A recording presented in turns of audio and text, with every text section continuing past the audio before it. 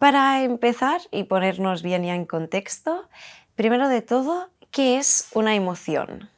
Bien, intentaré explicarlo de una forma clara. Primero, el concepto científico de emoción es una reacción psicofisiológica que nos sirve para adaptarnos al medio cambiante. ¿Qué quiero decir?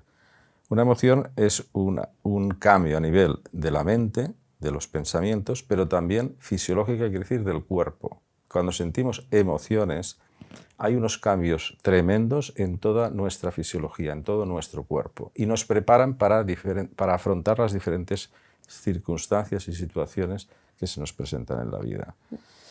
Yo a veces, perdona Gemma, pongo un ejemplo que creo que es bastante gráfico. Yo digo que es como la emoción es el caballo y tú eres el jinete. La emoción es lo que nos mueve. De hecho, la palabra emoción viene del latín emotion, que quiere decir lo que nos mueve a. Todo lo hacemos por emociones. Si no hay emoción, no nos movemos. Por eso es emotion, emoción. Es el caballo, la fuerza, lo que nos mueve. Pero tú eres el jinete, el que debe llevar el caballo a buen término, ¿eh? ¿Son lo mismo las emociones que los sentimientos? La diferencia básica sería, quizás para entenderlo bien, el sentimiento es cuando nosotros somos conscientes de la emoción que estamos sintiendo. Es lo que nos decimos a nosotros mismos cuando estamos sintiendo emociones. Sentimiento es... hay muchísimos tipos de sentimientos diferentes. Por ejemplo, podemos hablar sentimiento de culpa, sentimiento de indignación, el odio es un sentimiento. No tiene tanto componente físico, es mucho más duradero en el tiempo. De hecho, se puede estar sintiendo algo durante días, meses o años incluso. En cambio, las emociones hay un componente físico muy importante, lo que decíamos, la reacción fisiológica, y son muy breves. Duran minutos o pueden durar horas, pero no más. Ujú. ¿Las emociones que sentimos están determinadas genéticamente?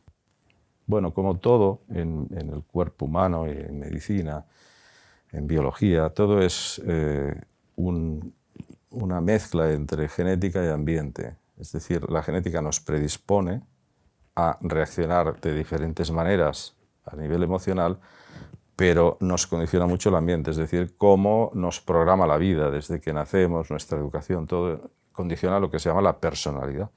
La personalidad es algo que permanentemente va cambiando.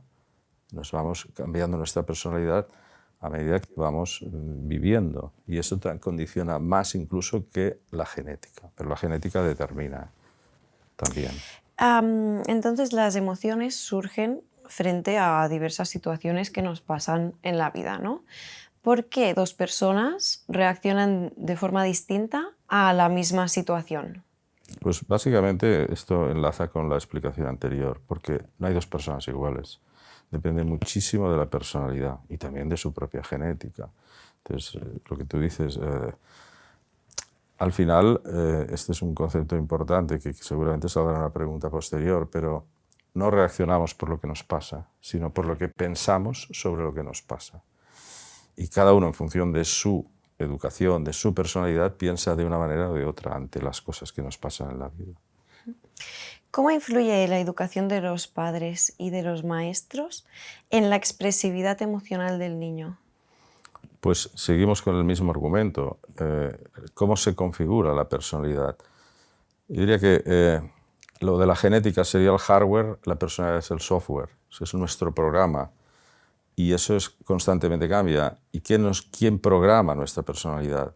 El ambiente. ¿Y cuál es el más importante? Por supuesto, cuando eres niño, el más importante es el núcleo familiar, los padres, posteriormente el ambiente, la educación, tipo de educación del colegio, y la sociedad en la que te has criado, en la que tú has crecido. Todo eso configura nuestro software, que es nuestra personalidad. O sea, de alguna manera influye. Lo más importante son los 7 primeros años de la vida, y allí los padres son fundamental. ¿Cómo han sido consideradas las emociones en las diferentes culturas y épocas de la historia? ¿Cómo ha ido cambiando la percepción? Pues sí, ha habido muchísimos cambios a lo largo de la historia. Ha habido, por ejemplo, las escuelas filosóficas griegas, por poner un ejemplo, tenemos, por ejemplo, los estoicos que negaban las emociones, las consideraban como algo negativo que había que intentar prescindir, o los epicúreos que al revés ensalzaban emociones placenteras. Por ejemplo, en nuestra historia más cercana a nivel de nuestra cultura europea nos ha influido muchísimo lo que se llama el pensamiento judeocristiano, el cristianismo, porque ha considerado las emociones que podríamos llamar positivas como algo a condenar y las negativas como algo a ensalzar. Me explico. Dentro del pensamiento judeocristiano, sin querer herir ninguna sensibilidad, por favor, pero emociones como sufrimiento, entrega, sacrificio, renuncia, se acercan a la virtud, eso se potencia. En cambio, el placer, el disfrute, el divertimento se acercan más bien al pecado, y hay que reprimirlas.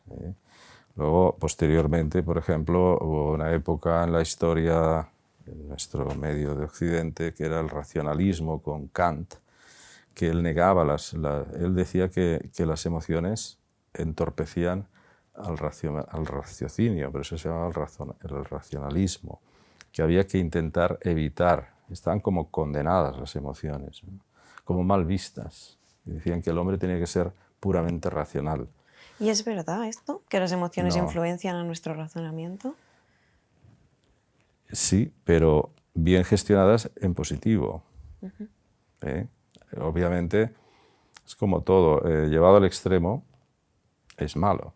Por ejemplo, el ejemplo que más puede explicar esta idea es la ansiedad. La ansiedad, que en realidad es el miedo, que Sí. nos activa ante una amenaza, nos aumenta la capacidad para afrontar esa amenaza. Por ejemplo, aquí mismo, yo estoy ahora en una entrevista contigo en un plató de televisión. Yo tengo que tener un punto de ansiedad ahora mismo. Y este punto de ansiedad me está ayudando a que yo me centre en la pregunta, en lo que quiero decir y obvie todo lo demás que está pasando a mi alrededor. Pero si yo estuviera muy ansioso, entonces me bloquearía. No Claro. podría ni hablar. ¿Y Entonces, la ansiedad sería una emoción o sería un sentimiento? sería una emoción. De hecho, las emociones básicas, y en alguna clase que lo explicaremos bien, las más primitivas son el miedo y la ira. Y la ansiedad es miedo. Sí. Y la ira es la versión beta del miedo. Es decir, Es que el miedo es como la emoción de las que surgen todas. Básica, ¿no? porque es una emoción de supervivencia, porque Sí. nos ha ayudado a sobrevivir. El instinto más El básico. instinto más básico, porque ya lo encontramos en animales muy primitivos, como los reptiles o los peces, ya tienen reacciones de miedo. El miedo y la ira nos ayuda a librarnos de las amenazas. Y digo el miedo y la ira porque van juntos, son lo mismo. El miedo, primero, pongo un ejemplo rápido. Te viene un tigre y tú primero tienes miedo, y el miedo te hace correr. Sí. Pero si llegas a un punto que ya no puedes correr más y sigue viniendo el tigre, te girarás y te enfrentarás al tigre. Entonces cambiarás el miedo por ira. Sí. Pero las dos son emociones básicas, se llama reacción de lucha/huida. Lucha-huida. Porque o te escapas de la amenaza, o te apartas de la amenaza, o haces que la amenaza la apartas de ti. ¿Cómo? Agrediéndola. Claro. ¿Eh? Si un gato le persigue un perro, huye, pero si llega un momento en un callejón sin salida que el perro sigue allí y el gato no puede seguir corriendo, se gira Y ataca. y se enfrenta al gato, Sí. al perro. La versión beta del miedo es la ira. O sea, esta es una idea importante, ¿eh? Siempre que estamos cabreados es porque tenemos miedo. Sí, Fíjate claro. tú, ¿eh? Qué cosas. Es verdad, y muchas veces no lo identificamos. No somos conscientes de que en realidad estamos asustados. Sí, cuesta a veces ir a la raíz, Por eso tú sabes, un verlo. animal salvaje, si va y se siente amenazado, te va a atacar porque tiene miedo de ti. Claro, sí, sí. Por eso ahí se entiende bien que es lo mismo el miedo que la ira. Sí, completamente. Muy buen ejemplo.